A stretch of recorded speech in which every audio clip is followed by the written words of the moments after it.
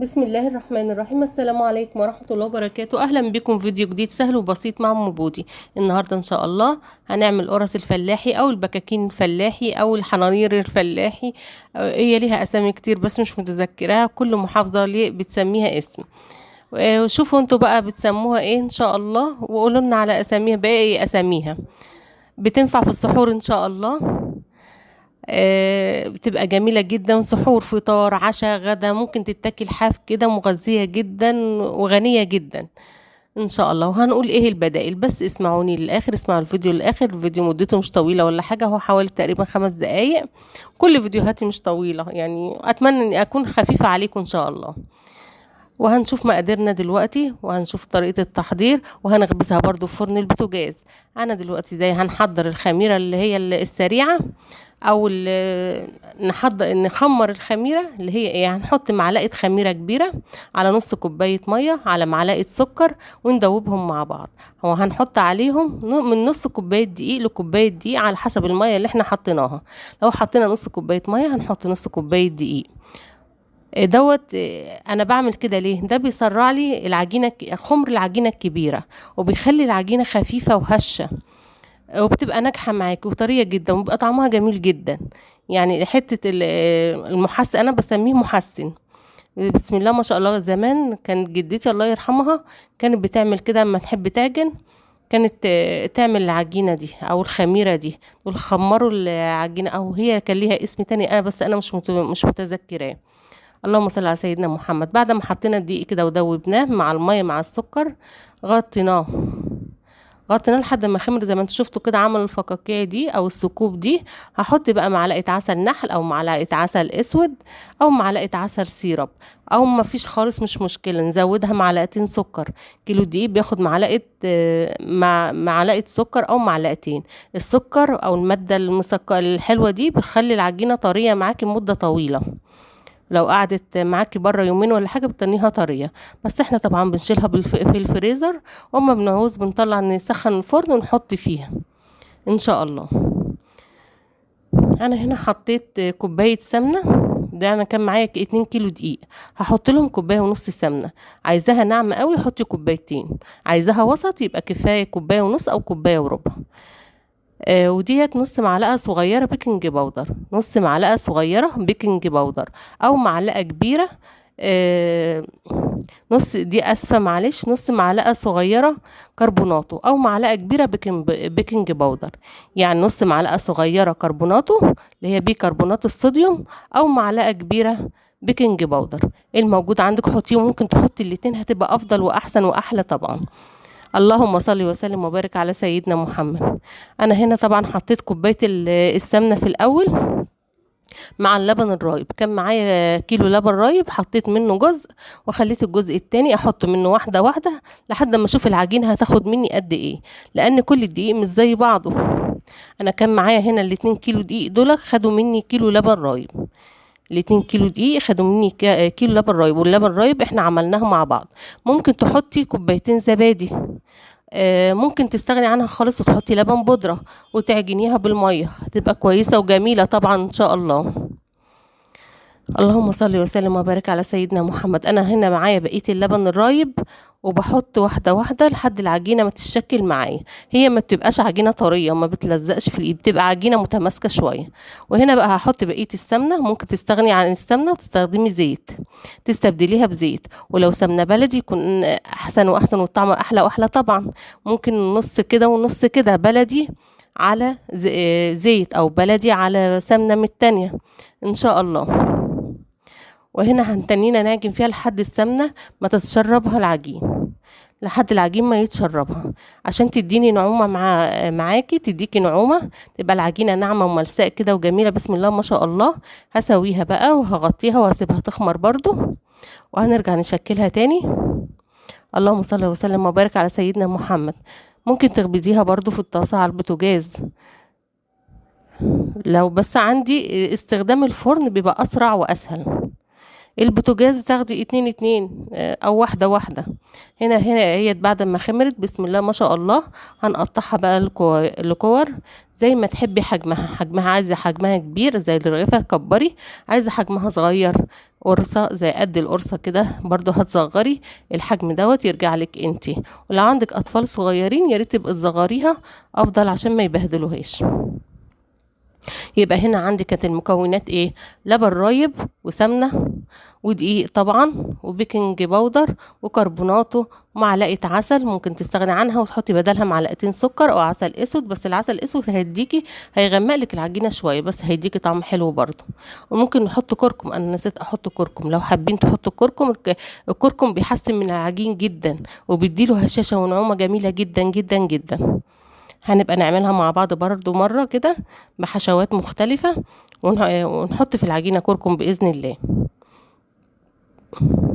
يلا بقى ما تنسوناش في اللايك والشير والاشتراك إذا سمحتوا. وكل سنة وانتم طيبين. هتنفعنا طبعا في السحور، وهنعمل برضو أنواع كتير كتير إن شاء الله من المخبوزات تنفع في السحور وتنفع أولادنا الصغيرين وتنفع الشباب اللي ملهمش أكلة ان شاء الله. بس تتابعونا كده. انا كده كنت قطعت جزء من العجين هخبزه وبعد كده نبقى نعمل التاني ان شاء الله. ال2 كيلو ادوني كمية كويسة جدا وجميلة جدا، تعبيها بقى في اكياس وتحطيها في الفريزر. انا هنا اهوت بعد ما جبتها اجيب اول واحدة بعد ما قطعتها وغطيتها، اجيب اول واحدة قطعتها بتكوني عارفاها طبعا، رصها سطور زي ما انت شايفة كده، تاخدي من اول سطر قطعتيه علشان تبقى سهلة الفرد معاكي، وبتاخدي من النص على بره من النص على بره، ومعاكي الفريرة او الخبازة او النشابة زي ما تسميها وزي ما هو الموجود عندك، بتخبزي بيها من النص على بره من النص على بره، بتبقى في سمك الرغيف كده ما بتخبزي رغيف العيش، بتبقى لا رفيعة قوي ولا تخينة قوي، بتبقى سميكة إلى نوعا ما. وبنرصها مع بعض في حتة تفرشي ملاية، يكون ملاية قديمة أو أي حاجة يعني من القماش تفرديها وترصيها عليها. اللهم صل وسلم وبارك على سيدنا محمد. وبنسيبها تاني تخمر تاني قبل ما نخبزها. شايفين السمك بتاعها شكله ايه؟ اللهم صل وسلم وبارك على سيدنا محمد.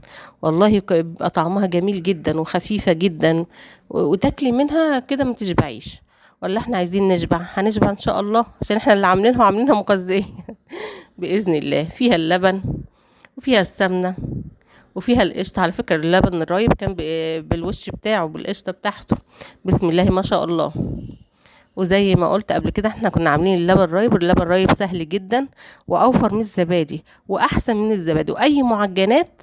اللبن تعجنيها بلبن، اللبن الرايب بيكون انجح فيها واطعم فيها واحسن فيها، وتكون عجينته ناجحة جدا. وممكن تتعجن باللبن الحليب، بس بما ان عندي لبن، طبعا عندي لبن حليب اسيبه بره يوم ولا 2 كده هيروب، هيبقى رايب، هيبقى لبن رايب وهتاخدي منه وش وهتاخدي منه دسامة.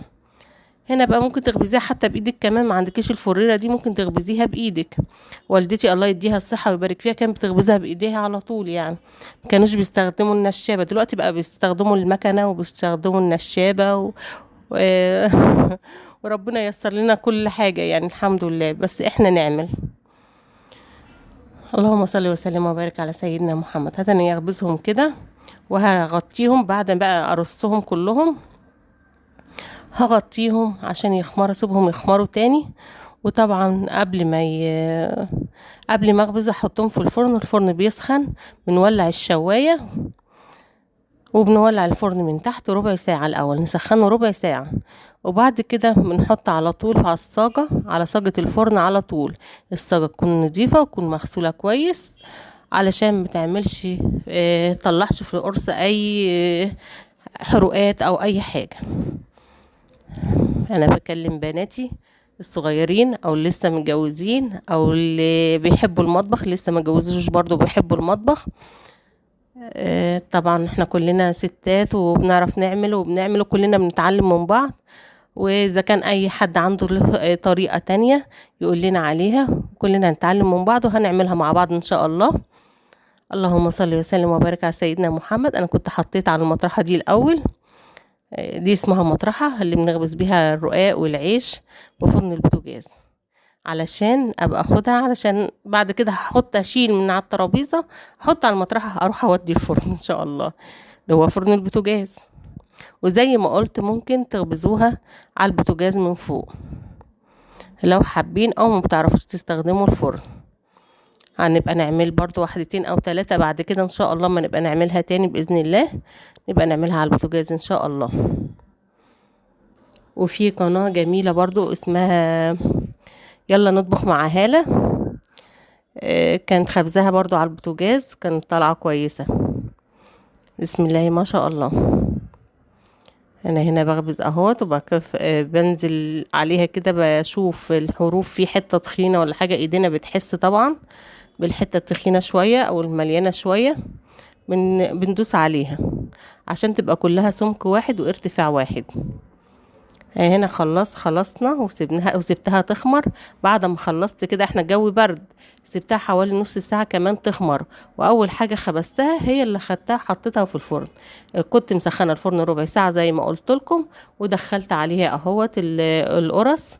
هو كان ياخد له انا بعد كده انا حطيت 5 وحدات وساعات 6 وحدات، حطيتهم على حسب ايدي ما بتحدف القرصة. بسم الله ما شاء الله، شايفين كانت خمرانة ازاي. هي بعد ما خمرت كده بقى دخلتها الفرن، بسم الله ما شاء الله، شايفين نفخت الزان وقبت الزان. الفرن الصاجة تكون قريبة من الشواية، الصاجة تكون قريبة من الشواية عشان تنفخ معاكي.